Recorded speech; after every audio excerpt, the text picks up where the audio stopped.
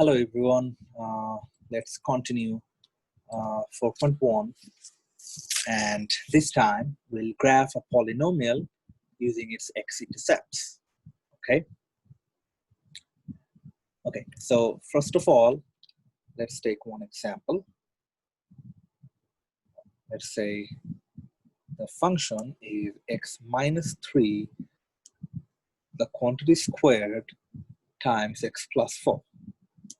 Okay, and first of all, we'll try to find the x and the y intercepts from this.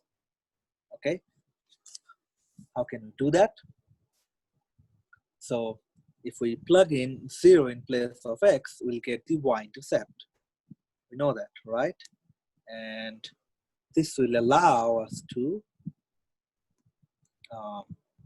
get the y-intercept, which is 3 squared is 9 times 4 is 36. Okay, and if we plug in 0 in place of the function, we get the x-intercept.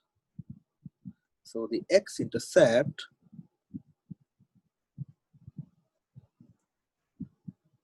will be f of x equals 0. That means x minus 3, the quantity squared, or rather squared, times x plus 4 equals 0. And we have seen previously that from this we'll get x equals 3 and negative 4, which is also our real zeros. This will be a real zero of multiplicity 2 because of this, and this will be a real zero, it's not, this one, of multiplicity 1 because of this. Okay, so these are our intercepts. Okay, now use the x-intercepts to find, this is problem part 2, by the way. It says use the x-intercepts to find the intervals on which the graph of f is above x-axis and intervals on which the graph of f is below x-axis. Okay, previously we've seen in 3.5 that if we have the graph, we can easily calculate, or we can easily find that. But what if we don't have the graph? We want to just we just want to find that from the given function. Okay, so using the x-intercepts, we can actually subdivide the entire real number line into a couple of different parts depending on how many x-intercepts we have. So as we have 2 intercepts, we can actually subdivide it into 3 different parts. One will start from, let me use a different color. One will start from negative infinity to negative 4. The other one will be from negative 4 to 3. And the last one will be from 3 to infinity. Whatever your intervals or rather intercepts are, you can always subdivide like this. Okay.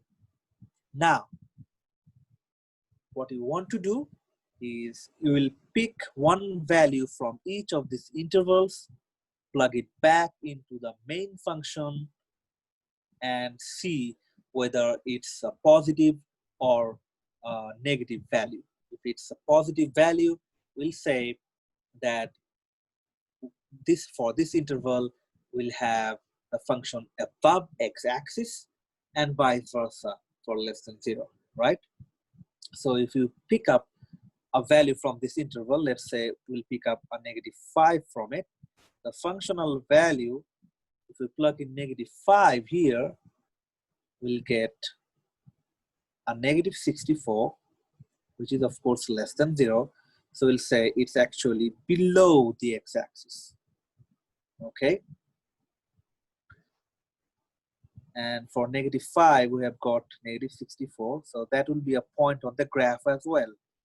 This will help us to graph it, right? Because for graphing, we'll need a couple of points, at least 2, if not more. Although for precise graphing or for more accuracy, we want to take more points. Anyway, let's take one value from this interval as well. If we take -2, the functional value which gives us a positive number, we'll say it's above x-axis. And for -2, we're getting at 50. So the point on the graph will be -2, 50. Same happens for this interval as well.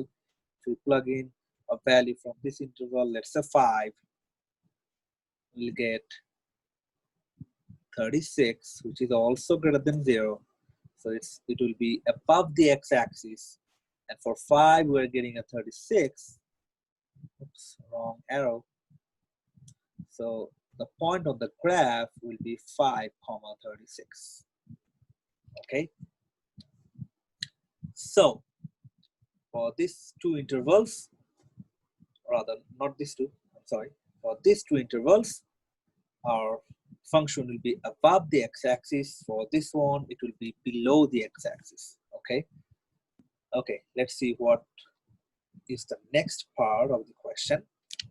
Okay. The next part is locate other points on graph and connect the points with a smooth continuous curve. So that means we want to take different values other than these three, and then we can actually plot those. If we can join all those, we'll get our desired graph. Okay, so if we do that, you'll get a value like this. So we know that we have an x-intercept at what is that, at 3, 0 and -4, 0, and we have an y-intercept at 0, 36. So let's use this. Let's say that's my 0, 0, positive 36. That's my 3, 0. And let's say that's my -4, 0. So I know this graph will actually at least touch or go through this point here. It will go through this point and at least touch or go through this point. Okay. And let's use the other points as well. We have 5, 36. That's my 3. So somewhere here I'll have a 5. So this will be my 5, 36. Let me write it just a little bit wide. 5, 36. This is the point. Okay.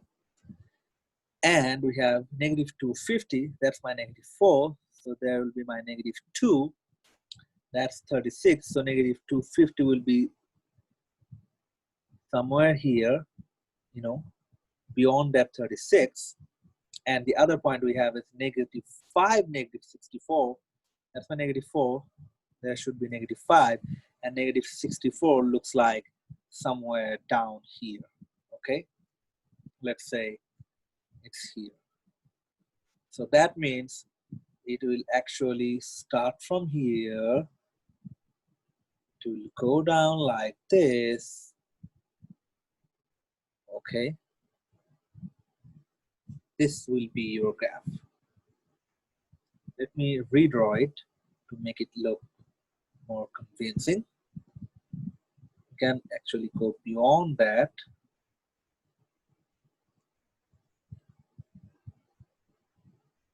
Okay, yeah, that's your graph.